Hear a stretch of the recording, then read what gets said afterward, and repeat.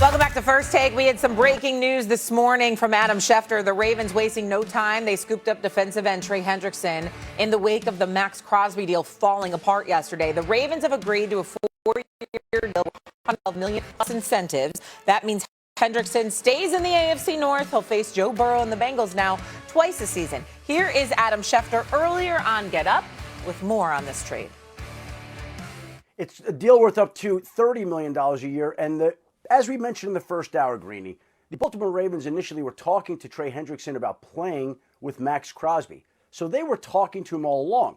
Now Maxx Crosby gets taken out of the equation, and Trey Hendrickson reaches an agreement on a 4-year deal with the Ravens that will keep him in Baltimore, and he will now stay in the AFC North. He had been looking for guaranteed money. He had been looking for stability. He had been looking for a long-term deal.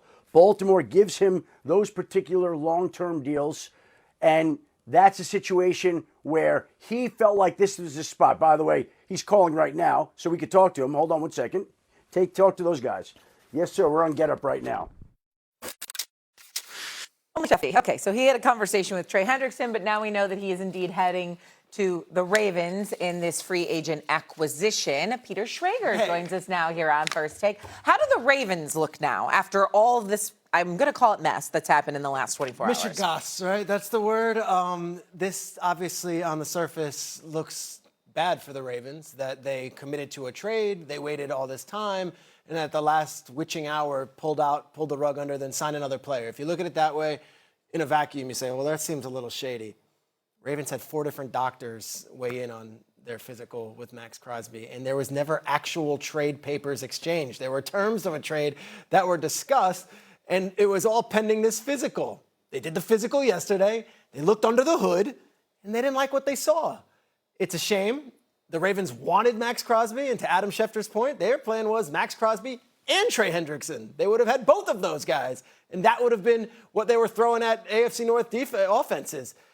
Unfortunately, their doctors gave them their counsel that they didn't feel comfortable with what they saw with Crosby's knee long-term. Now, Crosby's doctor is Dr. Neil Elatrosh, one of the top surgeons in the world. He's done Tom Brady, he's done Matthew Stafford. He says he's right on target, and he's fine. 32 teams, 32 doctors, each one has their opinion. The Ravens doctors... Hold on. Okay, go on. Let's hear. Hold on. You know what? I'm almost sick of this subject from this standpoint. Damn it, they wanted out of the deal. They had the right to get out of the deal because it was pending a physical and that hadn't taken place yet. No problem. Let me ask you this, Peter. Let me ask you guys this. What are the Ravens better off with? Trey Hendrickson without giving up the 2 first-round picks, or giving up the 2 first-round picks for Maxx Crosby? What's the better deal for the Baltimore Ravens?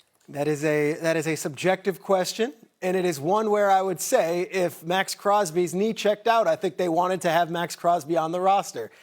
They didn't feel comfortable with what they got, but go on. Okay, I'm going to try this again because Dan Orlovsky chimed in, Mr. Elvis himself, and you're missing it. I'm going to try this again. Maxx Crosby, I know Maxx Crosby is considered better than Trey Hendrickson.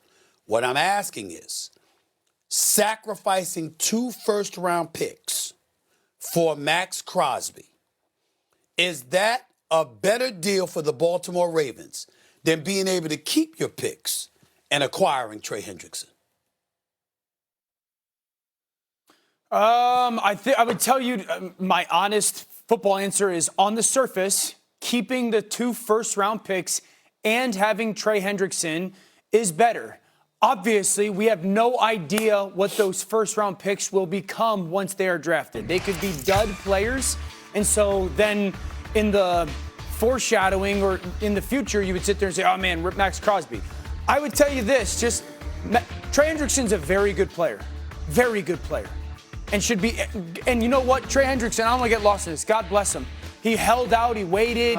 He got like we were waiting on LeBron. All right, he's on a team already. But he got his money finally. He earned the money. Cincinnati kind of drugged their feet. So, let's give Trey credit for that.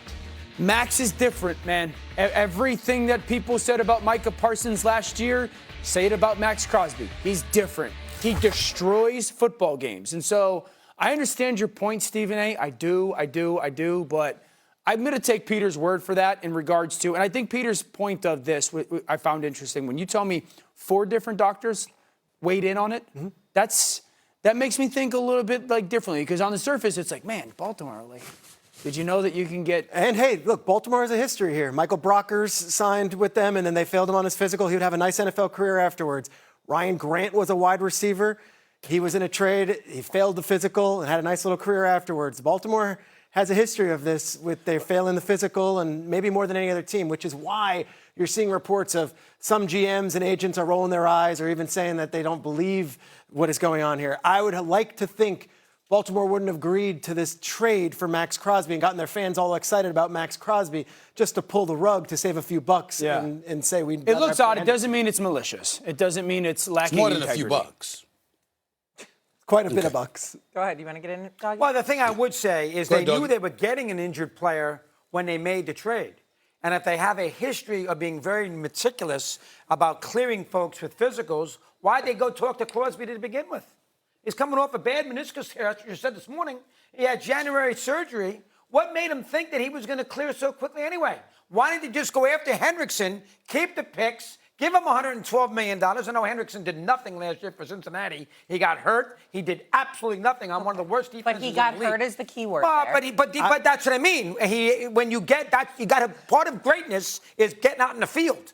Whether you get hurt or not, that's part of the greatness angle. He did not play. If Trey Hendrickson's not available, if he's not on the market, if the Colts had signed Trey Hendrickson yesterday afternoon, or the would this trade Eagles, have gone through? Would this trade have gone through? I don't know. There wasn't a plan B, because it feels like there was a plan B. Can I ask this from a Maxx Crosby perspective now?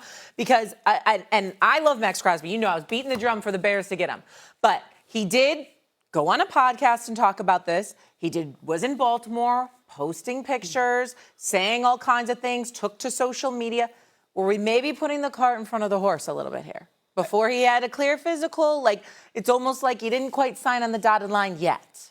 All fair, Shay. It's all fair. And this is where we as reporters can report the news, but there was never trade papers exchanged. And until 4 o'clock today, that deal was still going to be inconclusive until the Ravens did the physical on Crosby. But why would the Ravens even talk to the Raiders when they have a history of being very difficult with physicals? Why did they just sign Hendrickson to begin with and not worry about the 2 first-round picks? Because Maxx Crosby is the second best pass rusher in the NFL.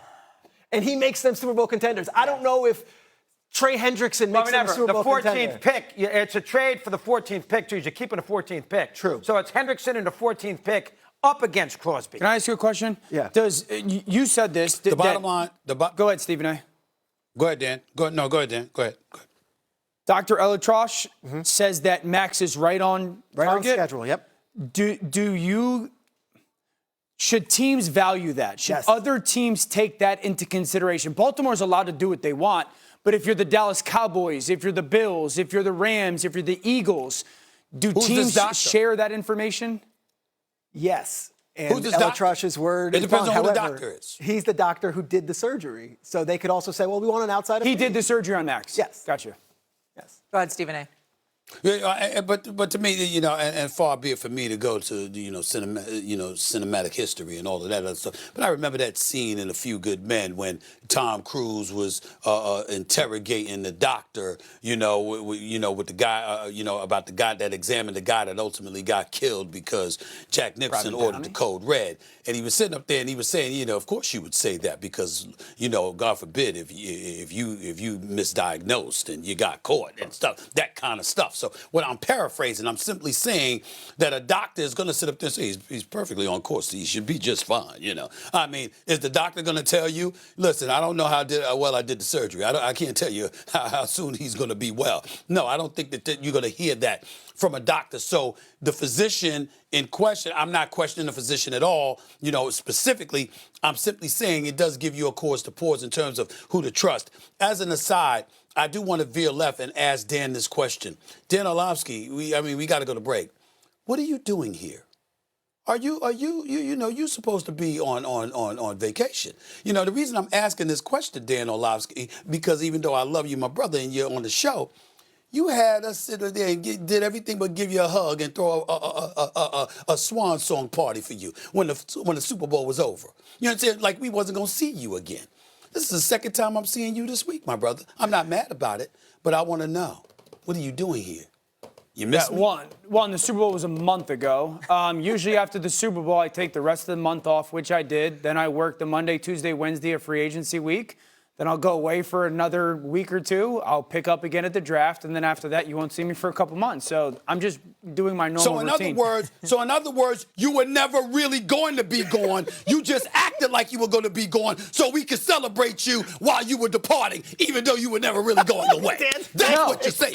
No, what happens is you weren't going away. I'm on every day during the season, and so when I go from 0 to 100 or 100 to 0, I like to take 30 seconds to say, thank you for allowing me to be a part of the show. That's it. He was complimenting you. See? That's all. That's it. It's called being grateful. That's right. It was gratitude. It was very nice. That's it. Okay, Is that what it's called?